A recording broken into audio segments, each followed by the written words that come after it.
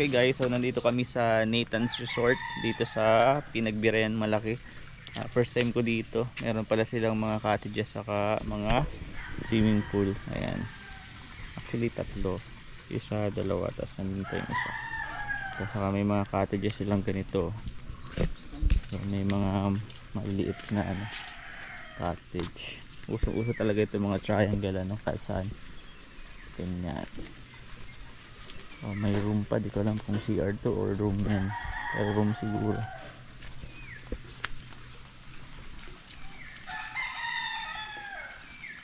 Yan. So okay din. Ito siguro pang bata. Ayan.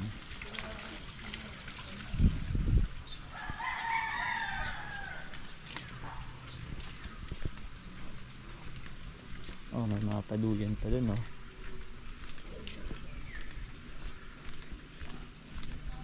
Ayos dyan, may duyan dyan. Walang basa. Ay. At pala yan, may butas, Dapat lalagyan nila ng butas para pag may tubig. Tatanggal ako. Or pag walang gumagamit, may sabitan para di madumi. Ayos. Pwede ka na dyan magkarakam pala, maglagay lang ng tent.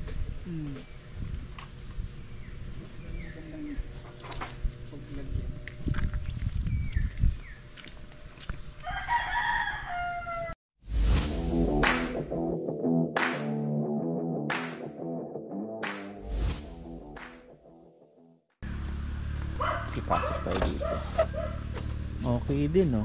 Kaya parang gusto ko magpagawa ng ganito, diba? Okay. So yan guys ang view dito. At ito, napunta kami dito kasi may meeting lang.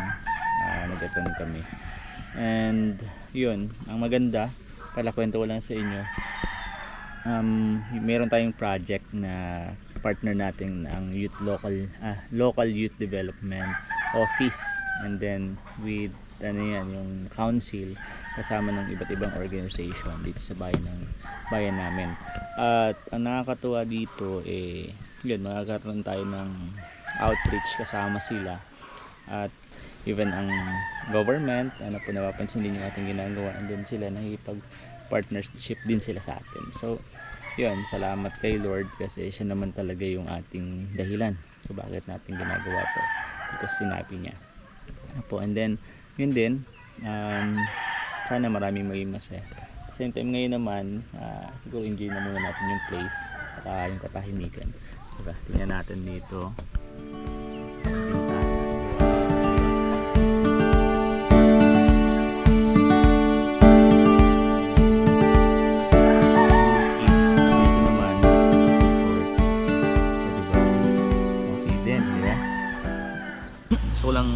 Sabihin sa inyo guys na kahit sa mga small things pwede tayong gumawa ng mga ways para makapag-outreach tayo, maabot natin yung mga nangangailangan, or hindi naman yung sobrang nangangailangan, at least kung sino lang yung alam mo na karapat dapat na tulungan, pwede natin gawin, puntahan. At kahit sa maliit na bagay, kung ano yung meron tayo, yun yung natin i-help sa kanila, yun yung itulong natin. Kasi naniniwala ako na kapag lahat tayo kumikilos, tutulungan, gumagawa para sa mga bagay-bagay, malaki yung nagagawa nito para sa komunidad. At kapag mas maayos yung community, mas happy, di ba? Mas masaya. So yun, tayo, sama-sama tayo na magtulungan hanggang sa maabot natin lahat. Siyempre hindi naman natin to kaya tayo lang, kaya nga i-encourage natin na lahat tayo sama-samang tumulong at magkaroon ng initiative para maabot natin lahat. Dalam ayun naman.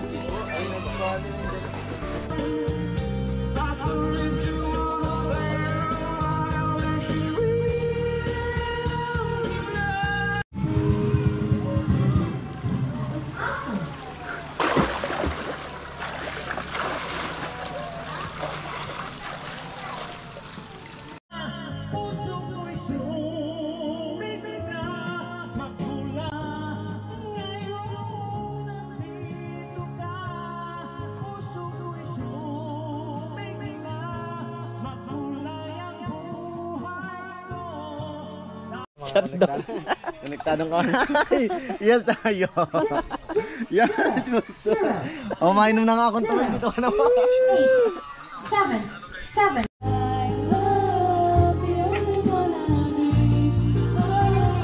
Ate, sasama kita din sa vlog. Wala ditong basher. Basta walang mga babash. Private person po eh. Wala pong ano. Manawagan ka sa mga future basher mo. Sana po sa mga basher ko. Mabait naman ako. Ay, masakit nga ito sa likod. Pero pag may unan siya, di ba? Masarap magduyan. Kaya nga.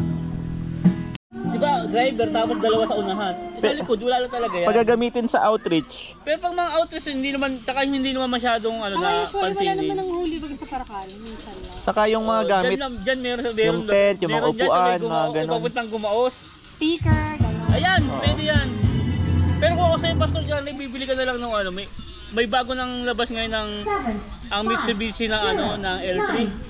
Naka-ano na siya, naka-set up na siya na mataas na yung mga gulong niya. oh, Pwedeng mga pang magkano ano. naman yun? Mga ano, nagtanong kami ni Pastor Ian, mga 1.2 something. Oy, edi mag-ano na ako, Travis. Saan tayo mapicture?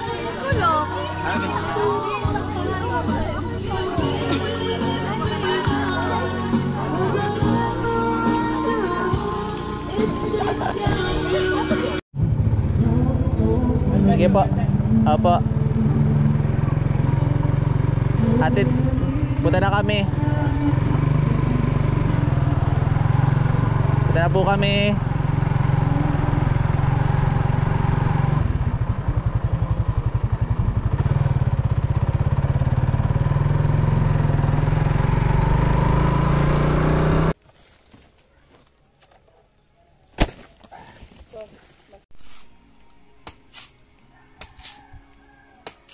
Parang expert ka na dyan sir pag ano ah. Pagbalat. Parang yung mga napapanood ko ah, binabaltan talaga ng todo. Para mabawasan lang po yung ano. Parang dadalhin mo ng Manila yan ah.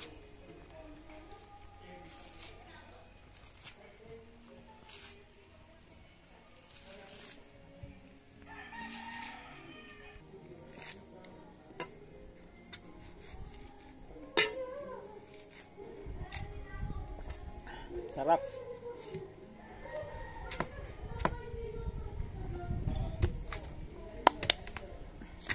Sarap po, sarap.